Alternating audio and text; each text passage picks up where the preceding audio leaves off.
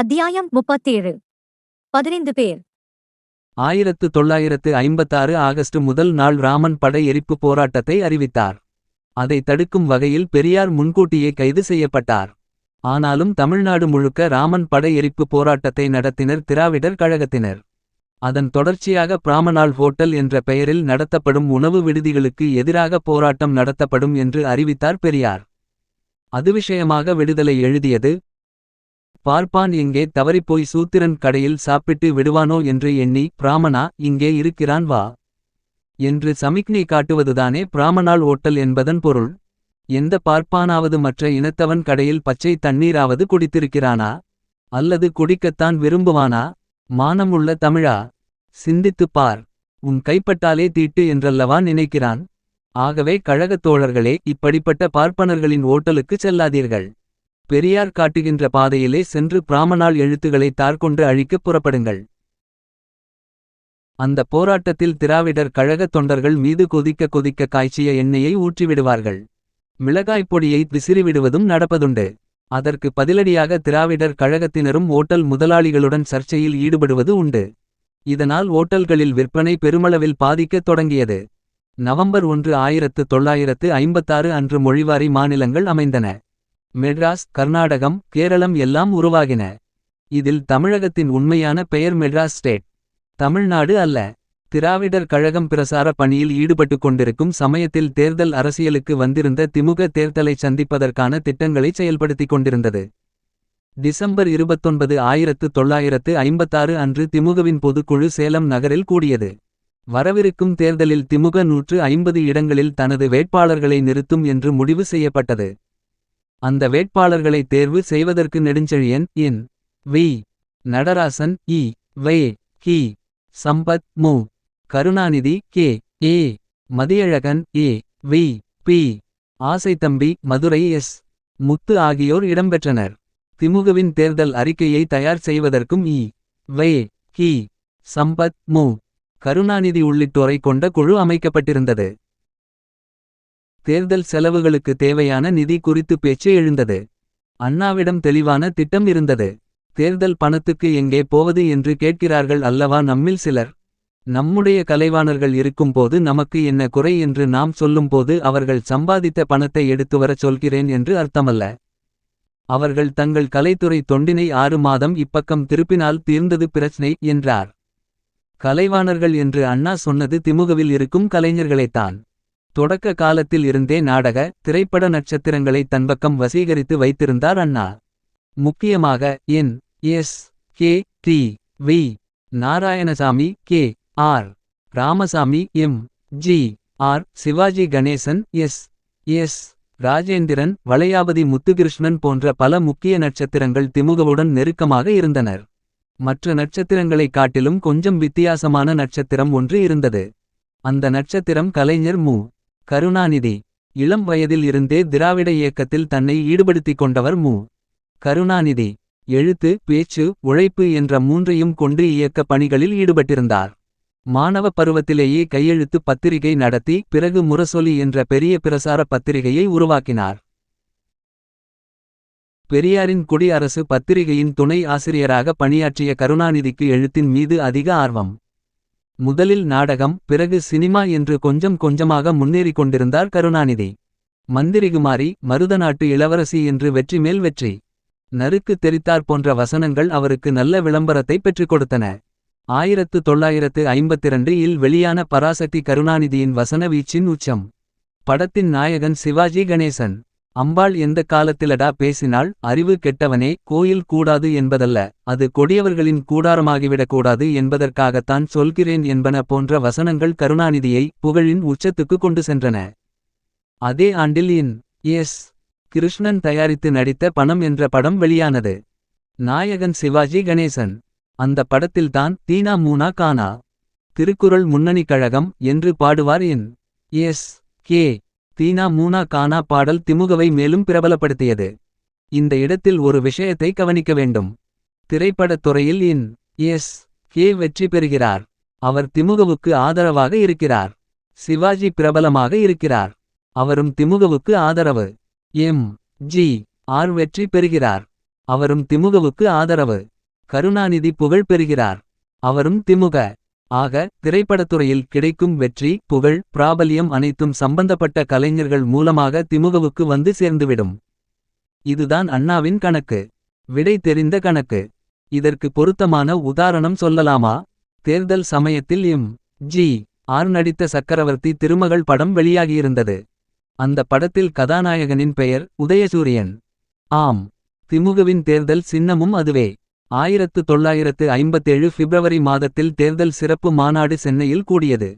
திமுகவின் தேர்தல் அறிக்கை அங்கே வெளியிடப்பட்டது. அதிலிருந்து சில பகுதிகள்.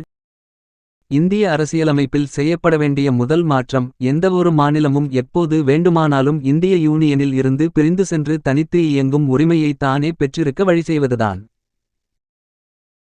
மக்கள் சபையில் பிரதிநிதித்துவம் மக்கள் எண்ணிக்கை அடிப்படையில் வகுக்கப்பட்டுள்ளது. மாநிலங்கள் ஒவ்வொன்றுக்கும் பெரியதோ சிறியதோ ஒரே அளவு பிரதிநிதித்துவ உரிமை அளிக்கப்பட வேண்டும். இன்றைய அமைப்பில் அதிகாரங்களும் வருவாய்களும் மத்திய ஆட்சிக்கே பெரிதும் அளிக்கப்பட்டுள்ளன. மாநில ஆட்சியில் வருவாய் பெருக வழியின்றியும் சாதாரண பிரச்சினைகளில் கூட முடிவெடுக்க முடியாமலும் உரிமைகள் மறுக்கப்பட்டுள்ளன. இந்நிலையில் மாநிலங்களில் அதிகார வரம்பும் வரிவிதிப்பு உரிமைகளும் வெகுவாக அதிகரித்து மத்திய ஆட்சியில் அதிகாரங்களுக்கும் வரிவிதிப்பு உரிமைகளுக்கும் வரம்பு கட்டப்படுதல் வேண்டும்.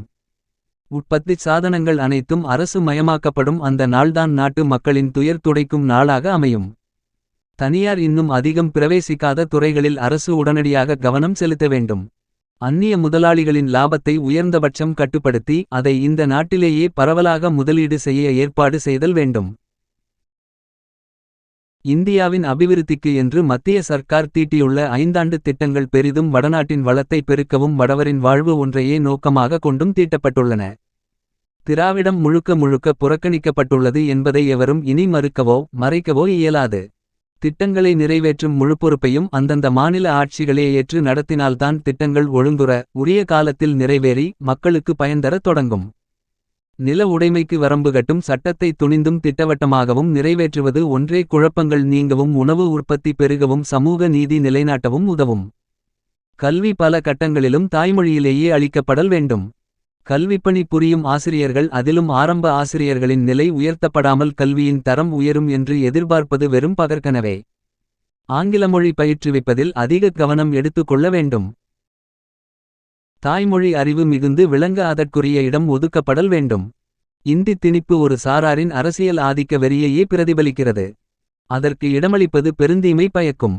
திராவிட மக்களின் மொழி, கலை, நாகரிகம், வரலாறு ஆகிய துறைகளில் ஆராய்ச்சி நடத்தி உண்மை நிலைகளை துலக்குவதற்கென்றே ஒரு தனித்திராவிட ஆராய்ச்சி பல்கலை கழகம் தோற்றுவிக்கப்பட வேண்டும்.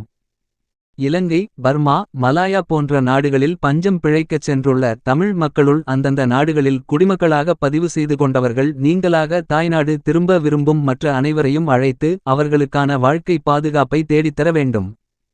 தமிழர்கள் நிறைந்துள்ள வெளிநாடுகளில் தமிழர்களே தூதுவர்களாக நியமிக்கப்படுதல் வேண்டும். சக்திக்கு ஏற்றபடி உழைப்பு, தேவைக்கு ஏற்றபடி வசதி என்ற நிலைமை தொழிலாளர்களுக்கு ஏற்பட வேண்டும். தொழிற்சாலையின் அடிப்படை மூலதனத்திலும் நிர்வாகத்திலும் தொழிலாளரின் உரிமை பயணம் தொடங்க முயற்சி மேற்கொள்ளப்படும். தேவிகுளம், பீர்மேடு, திருத்தணி போன்ற தமிழ்ப்பகுதிகள் தமிழகத்துடன் இணைக்கப்படுவதற்கும் சென்னை மாநிலத்துக்கு தமிழ்நாடு என பெயரிடப்படுவதற்கும் முயற்சிக்கப்படும். மொத்தம் 124 வேட்பாளர்கள். திமுகவுக்கு அது முதல் தேர்தல். ஆகவே அந்த கட்சிக்கு பிரத்யேக சின்னம் எதுவும் ஒதுக்கப்படவில்லை. உதயசூரியன் சின்னத்தை ஒதுக்க வேண்டும் என்று கேட்டது திமுக. ஆனால் அது சுயேட்சை சின்னம் என்பதால் எல்லா திமுக வேட்பாளர்களுக்கும் உதயசூரியன் கிடைக்கவில்லை. சில பேருக்கு வெவ்வேறு சின்னங்கள் கிடைத்தன. உதாரணமாக நெடுஞ்செழியனுக்கு கோழி சின்னம் கிடைத்தது. மொத்த வேட்பாளர்கள் 124 பேர். அண்ணா காஞ்சிபுரத்திலும் நெடுஞ்செழியன் சேலத்திலும் கருணாநிதி குளித்தலையிலும் அன்பழகன் எழும்பூரிலும் மதியழகன் உடுமலைப்பேட்டையிலும் தேனியில் எஸ். ராஜேந்திரனும் திருக்கோஷ்டியூரில் கவிஞர் கண்ணதாசனும் நிறுத்தப்பட்டனர். நாடாளுமன்ற தொகுதிகளுக்கும் திமுக சார்பில் வேட்பாளர்கள் நிறுத்தப்பட்டனர். வை. கி. சம்பத் நாமக்கல் தொகுதியிலும் நாகப்பட்டினத்தில் நாஞ்சில் கே. மனோகரனும் கரூரில் இரா. செழியனும் திருப்பத்தூரில் சி.பி. சிற்றரசுவும் திருவண்ணாமலையில் தர்மலிங்கமும் நிறுத்தப்பட்டனர். இவர்கள் தவிர 7 சட்டமன்ற வேட்பாளர்களுக்கும் 5 நாடாளுமன்ற வேட்பாளர்களுக்கும் திமுக ஆதரவு கொடுத்தது. அண்ணா போட்டியிட்ட காஞ்சிபுரத்தில் பிரசாரம் கடுமையாக இருந்தது. போட்டியும் பலமாக இருந்தது.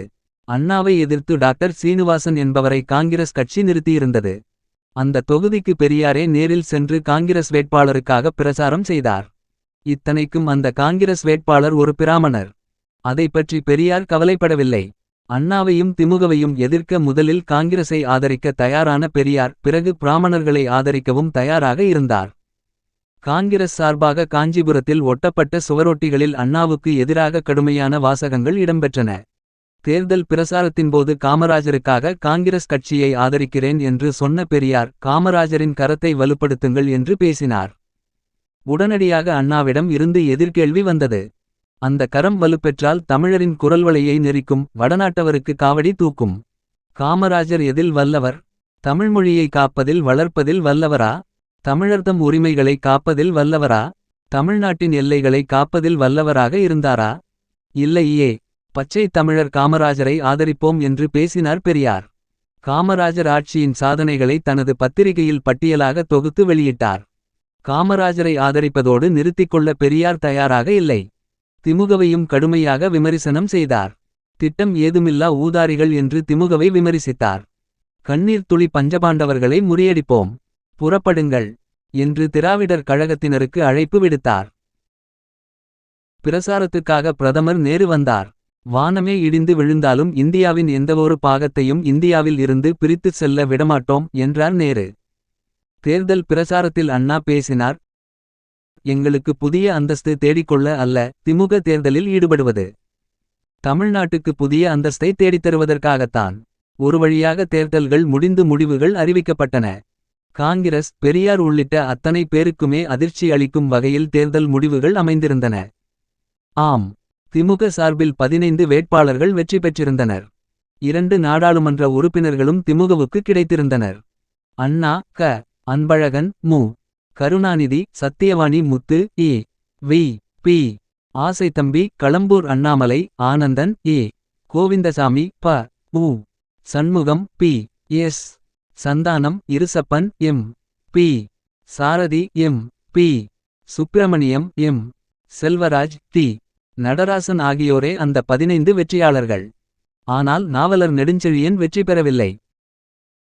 நாடாளுமன்ற தேர்தலில் போட்டியிட்ட இ. வே. கி. சம்பத் மற்றும் தர்மலிங்கம் ஆகியோர் வெற்றி பெற்றனர். இவர்கள் தவிர திமுக ஆதரவு பெற்ற மேலும் சில சட்டமன்ற, நாடாளுமன்ற உறுப்பினர்கள் வெற்றி பெற்றிருந்தனர். Doctor A. கிருஷ்ணசாமியும் என். சிவராஜும் திமுக ஆதரவுடன் நாடாளுமன்ற தேர்தலில் வெற்றி பெற்றிருந்தனர். திமுக சார்பில் வெற்றி பெற்றுள்ள 15 பேரையும் எங்களிடம் உள்ள பெண் உறுப்பினர்களே கவனித்துக் கொள்வார்கள் என்ற கேலி நிறைந்த வாசகம் சி. சுப்பிரமணியத்திடம் இருந்து வந்தது. அந்த தேர்தலில் காங்கிரஸ், திமுக தவிர கம்யூனிஸ்ட் கட்சி, காங்கிரஸில் இருந்து பிரிந்து உருவாகியிருந்த காங்கிரஸ் சீர்திருத்த கட்சி ஆகியனவும் போட்டியில் இருந்தன. அந்த சீர்திருத்த கட்சியில் எஸ். எஸ். கரையாளர், வெங்கடகிருஷ்ண ரெட்டியார் போன்ற செல்வாக்கு மிக்க தலைவர்கள் இருந்தனர். அந்த கட்சி 50 சட்டமன்ற தொகுதிகளிலும் 9 நாடாளுமன்ற தொகுதிகளிலும் போட்டியிட்டது. காங்கிரஸ் கட்சி 205 சட்டமன்ற தொகுதிகளிலும் 41 நாடாளுமன்ற தொகுதிகளிலும் போட்டியிட்டது. கம்யூனிஸ்ட் கட்சி 55 சட்டமன்ற தொகுதிகளிலும் 13 நாடாளுமன்ற தொகுதிகளிலும் போட்டியிட்டது. தேர்தல் முடிவுகள் எல்லா கட்சிகளுக்குமே அதிர்ச்சியாக இருந்தது. ஆம், காங்கிரஸ் கட்சி 151 இடங்களையும் காங்கிரஸ் சீர்திருத்த கட்சி 16 இடங்களையும் கைப்பற்றியிருந்தன. 15 தொகுதிகளை கைப்பற்றியிருந்த திமுக 3வது இடத்துக்கு வந்திருந்தது. ஆனால் காங்கிரஸ் கட்சிக்கு அடுத்தபடியாக செல்வாக்கு படைத்திருந்த கட்சியாக கருதப்பட்ட கம்யூனிஸ்ட் கட்சி வெறும் 4 இடங்களை பெற்று 4வது இடத்துக்கு தள்ளப்பட்டது. போதாக்குறைக்கு குலக்கல்வி திட்டம் போன்ற பல்வேறு விஷயங்களில் காங்கிரஸ் கட்சிக்கு சிம்ம சொப்பனமாக விளங்கிய ஜீவானந்தம், பி. ராமமூர்த்தி, மணலி கந்தசாமி போன்ற முக்கிய கம்யூனிஸ்ட் தலைவர்களும் தோல்வியை தழுவினர். திமுகவின் வளர்ச்சி கம்யூனிஸ்டுகளுக்கு சோர்வை ஏற்படுத்தியிருக்கக்கூடும். அதன் விளைவாகவே பி. ராமமூர்த்தி மிகப்பெரிய குற்றச்சாட்டு ஒன்றை திமுக மீது சுமத்தினார். திமுக பாகிஸ்தானிடம் லட்சம் ரூபாய் லஞ்சம் வாங்கிக் கொண்டு தேர்தலில் ஈடுபடுகிறது. இதற்கு பின்னணியில் இருந்தது திமுகவின் தேர்தல் அறிக்கையில் கூறப்பட்ட கருத்துதான். இந்திய அரசு தன்னுடைய இராணுவச் செலவுகளை குறைத்துக் கொண்டு அந்த நிதியை வளர்ச்சி திட்டங்களுக்கு பயன்படுத்த வேண்டும் என்பது திமுகவின் கருத்து. அதைத்தான் திமுகவுக்கு எதிராக திருப்பிவிட்டிருந்தார் பி. ராமமூர்த்தி. இதற்கு அண்ணாவின் எதிர்வினை என்னவாக இருந்தது? கம்யூனிஸ்டுகளின் தாறுமாறான பிரசாரத்துக்கு திமுக தோழர்கள் பதிலளிப்பதோ எழுதுவதோ தேவையில்லை. மாலங்கோ பிரதமராக இருந்தபோது சொன்னேன். திமுகதான் உண்மையான கம்யூனிஸ்ட் கட்சி என்று. நம்முடைய கொள்கைகளுக்கு விரைவிலேயே கம்யூனிஸ்டுகள் வரவிருக்கிறார்கள். கேரளத்தில் பதவியேற்றுக் கொண்ட காரணத்தால் 1957 தேர்தல் வெற்றிக்கு பாராட்டு விழா சென்னை கடற்கரையில் நடைபெற்றது. அண்ணா பேசினார். சட்டமன்றத்துக்கு செல்ல இருக்கும் நமது தோழர்களுக்கு 3 வகையான பொறுப்புகள் இருக்கின்றன. 1. அங்கே நடைபெறக்கூடிய விவாதத்தை நாகரிகமானதாகவும் கண்ணியம் மிக்கதாகவும் சனநாயகப் பண்பு நிறைந்ததாகவும் ஆக்குவது. 2வது, அவரவரது தொகுதி நலன்களுக்கான செயல்களைச் செய்து முடிக்க வாதாடுவது. 3வது, நமது திமுகழகத்தின் அடிப்படை கொள்கை குறிக்கோள் கோட்பாட்டிலிருந்து சிறிதும் வழுவாது இருப்பது. ஆளுங்கட்சி அடக்க ஒடுக்கமாக நடந்து கொண்டால் எதிர்க்கட்சியும் அவ்வாறே நடந்து கொள்ளும். ஏனோதானோ என்ற போக்கில் எடுத்தேன் கவிழ்த்தேன் என்று ஆளுங்கட்சி நடந்து கொண்டால் எதிர்க்கட்சியும் அதற்கு தகுந்த மாதிரிதான் அமையும். ஆளுங்கட்சியினர் தப்பித்தவறி நல்லவற்றைச் செய்தால் அவற்றுக்கு உறுதியாக ஆதரவளிப்போம். அவர்கள் தவறான வழிகளில் சென்றால் அவற்றை கண்டிக்க தவறமாட்டோம். திமுக சட்டமன்ற குழுவின் தலைவராக அண்ணாவும் துணைத் தலைவராக க. அன்பழகனும் திமுக கொறடாவாக மு. கருணாநிதியும் தேர்ந்தெடுக்கப்பட்டனர். காங்கிரஸ் கட்சிக்கு பெரும்பான்மை தொகுதிகளில் வெற்றி கிடைத்திருந்ததால் காமராஜரே மீண்டும் முதல் அமைச்சரானார். காங்கிரஸ் கட்சிக்கு அடுத்தபடியாக அதிக வாக்குகளைப் பெற்று 2வது இடத்தைப் பிடித்தது திமுக. அந்த தேர்தலில் திமுகவுக்கு 16 லட்சத்துக்கும் மேற்பட்ட வாக்குகள் கிடைத்திருந்தன. இது மொத்தம் பதிவான வாக்குகளில் 14%.